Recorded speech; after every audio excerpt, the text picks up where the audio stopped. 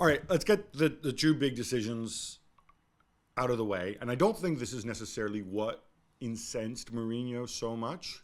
I think it was more about the game management. But dealing with the two, there was the penalty that was given, and then Stewart Atwell on the VAR intervened, and there is a slight touch from Roger Ibanez, right? So that was the correct decision. Right? Correct decision by the VAR. I do want to say, though, if you were the manager there,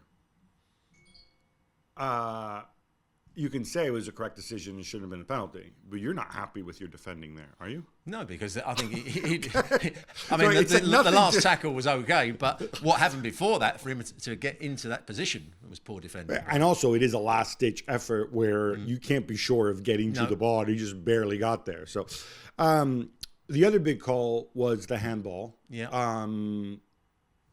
What'd you make of it? Correct decision not to give it? If I was the VAR and I was the referee, I wouldn't give it. But I have to say, I have seen a lot of handballs given for that. But I wouldn't. I think his arm was down by his side, enough down by his side. It wasn't out and raised. There's arguments that he was quite a way away from the ball when it was crossed, so he could have reacted quicker. I'm not sure that's the case. I think it was the right decision by the referee and the VAR not to give a penalty. I mean, I think we did the FC show last night, and I can't remember. I think it was Ali. Ali who knows all the dark arts. Oh yes. Although he doesn't like you saying that. He doesn't like me saying it, but he prides himself on it. But I don't know. Is there? I mean, Fernando's a veteran player. The ball comes from a long way off. As a footballer, are you going to gamble on let me intercept this ball and I can make it look as if just by leaning my? Because it wasn't even a good cross. Because the cross was. Yeah, there's no way. There's no way he was trying to gain an advantage. It just hit him on the arm. I'm with you. I think that goes into the seen them given category. I don't think you can get angry with that. No. In terms of the way the game unfolded, it was exceptionally chippy. I had a lot of neutrals. It's always happens, right? You have a lot of neutrals on your timeline who, they're not invested in the game. And for me, I think if you're invested in the game, it's still a spectacle. It's a different kind of spectacle. It may not be entertaining and whatever, but this is tense, things matter. It's a classic thing. I always make the point, right? If England are in a World Cup final and it's tense and it's Maguire beating his chest and whatever, and, you win 1-0 because the ball comes off of Harry Kane's backside, you're like, this is the greatest night of my life. So I always think neutrals being sniffy about it. Ooh, this spectacle. That said, I do think the referee could have had a better handle on the game and calmed things down, and we could have seen more ball in play. I mean, it was ridiculous. It was something like 26 minutes in total of time added on. Anthony Taylor must have known before the game what to expect.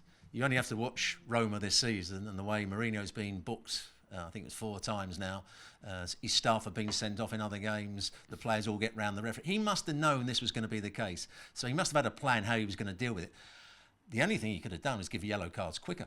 In the very first time players got round. I think he gave out 6 to Roma, something like that. He did, but it was over a period of time. If it had said in the first couple of minutes, if you're going to argue with me and keep coming round me, there's a yellow card. And everyone goes, oh, hang on, we can't do that. But he didn't do that, so the players carried on, and they obviously did it in turn. The staff did it in turn. I mean, a couple of the Roma staff, when they got sent off, they were chuckling to themselves. That was our job. That's what we were meant to be doing. We were meant to be getting around the referee. We were meant to be getting around the fourth official. And Sevilla started to do it. They responded in exactly the same way in the end. Yeah, there was so much back and forth with both benches coming in and stuff. Look,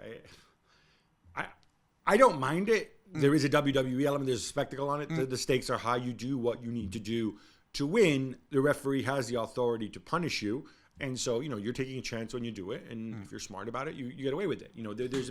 There's a lot of psychology that goes into this too. My issue with it is that when I was coaching, I used to look at the opponent's bench and think, there's actually no tactical information coming from you at all. There's no encouragement for your team. There's no actual positivity. All you're doing is having to go at the fourth official, the referee, and the assistant referee. And you just, that can't be right over a period of time. We don't know that. We don't know. I mean, we only see the arguments. There's nothing. We have access to a camera trained on the bench. I mean, I think they certainly Mendilibar did. I think Mourinho too. The other call that really annoyed Mourinho, and this annoyed me too, and I think on this one Mourinho has 100% a point, is late in the game, Lamela barges Ibanez off the ball. I mean, the ball's nowhere near. No, he's got no chance of getting the ball.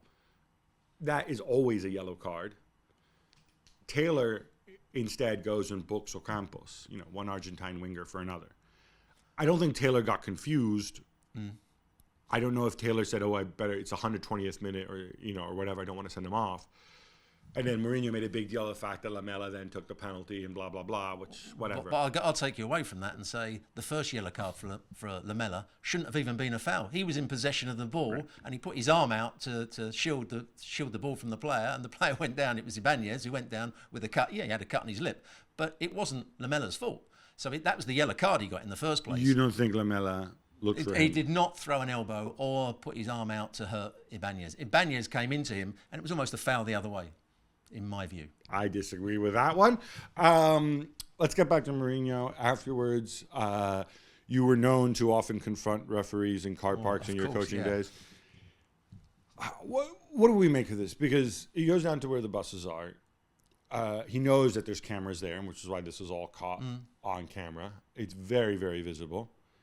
And he starts shouting at Anthony Taylor. This is, he's already gone and done his media commitments and whatever. So it's a good, 45 minutes after the game. He calls Mourinho an effing disgrace. Sorry, he calls Taylor whatever. Is this part of the theater? Is it genuine? Is it him being an angry loser? I think it's part of all of those things, and I also think it's almost trying to make excuses. We've got beaten or whatever, and it's the referee's fault. That's the problem. We would have won the game, but the referee has caused all the problems. That's what he's telling the Roma fans. That's what he's telling the people in Italy. You can't carry on doing that, because now, if I was a chairman or anybody involved in football, I'd look at Mourinho and said, he's too hard to handle. He's doing things that I don't respect anymore. He's doing things that can bring the club into disrepute, and it's madness. ESPN on YouTube. For more sports highlights and analysis, be sure to download the ESPN app. And for live streaming, premium content, and let's not forget as well, ESPN FC 7 days a week. Subscribe to ESPN Plus.